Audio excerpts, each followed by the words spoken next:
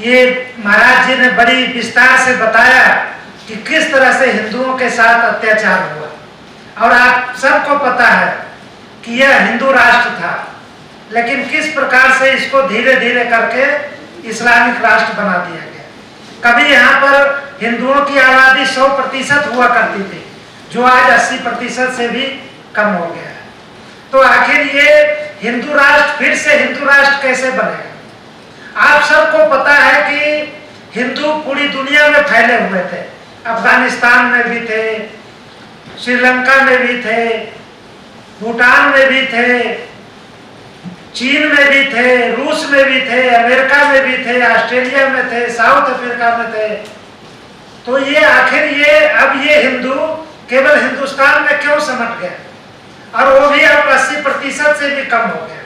तो मैं समझता हूं कि जो यति नरसिंहानंद सरस्वती जी और कर्नल टीपीएस त्यागी जी और विनोद सरबोदय जी ने ये विश्व धर्म संसद रखा है, यह आयोजन बहुत ही उचित है।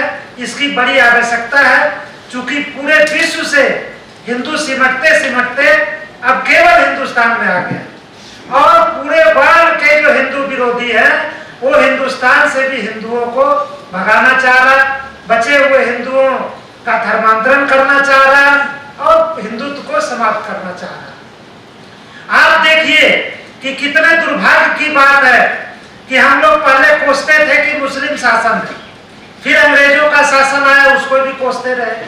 लेकिन जब देश की स्वतंत्रता के लगभग 74 साल हो गए, उसके बाद भी क्या देश में एक समान नागरिक कानून बना है? मुसलमानों के लिए अलग कानून, हिंदुओं के लिए अलग कानून। हिंदू एक शादी कर सकता, मुसलमान 4 शादी कर सकता, 3 तलाक करके पत्नी को छोड़ दे सकता। हिंदू 1 या 2 बच्चे पर सिमट गया, मुसलमान 12, 14, 15। आखिर ये सिलसिला कब रुकेगा? इसलिए यह जो धर्म संसद है उसकी बड़ी आवश्यकता है। उसमें फिर से हिंदुस्तान को अखंड हिंदू राष्ट्र बनाने की बात होगी। इस देश में एक समान नागरिक कानून लागू करने की बात होगी।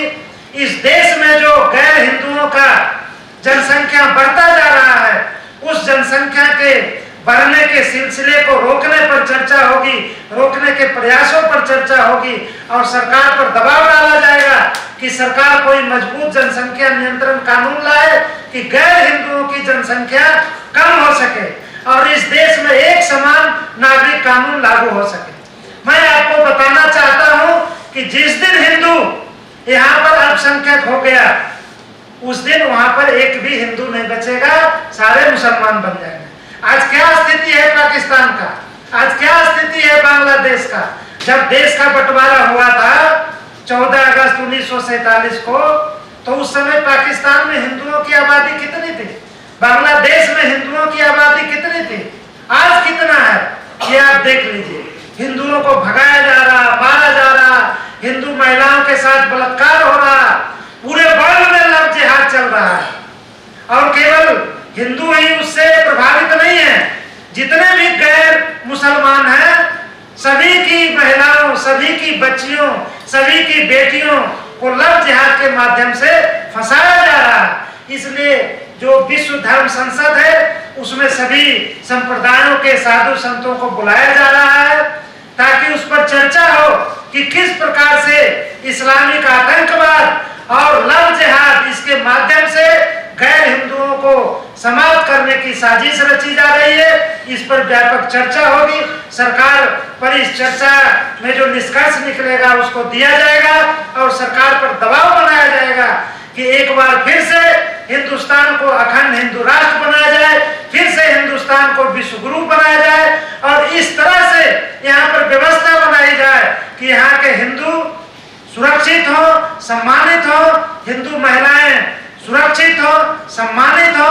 मैं अखिल भारत हिंदू महासभा की ओर से इस विश्व हिंदू संसद को पूरा समर्थन देता हूं। हर प्रकार से अखिल भारत हिंदू महासभा इस संसद को समर्थन देगा, और यति नरसिंहानंद महाराज जी जो हिंदुओं के कल्याण के लिए, हिंदुओं की सुरक्षा के लिए, हिंदुओं के सम्मान के लिए एक लड़ाई लड़ रहे हैं, हम उस लड़ाई में पूरी तरह से स्वामी जी के साथ हैं और हिंदू महासभा का एक एक कार्यकर्ता स्वामी जी के हिंदू बचाओ, हिंदू की रक्षा करो का जो अभियान है उसके साथ हम पूरी तरह से खड़े हैं। इन्हीं शब्दों के साथ आप सभी को नमस्कार। जय हिंदू राष्ट्र। अगर आप ये वीडियो YouTube पर देख रहे हैं तो हमारे चैनल को सब्सक्राइब करें और बेल आइकन को दबाना ना भूलें। अगर आप Facebook पर ये वीडियो देख रहे हैं तो हमारे पेज को लाइक करें।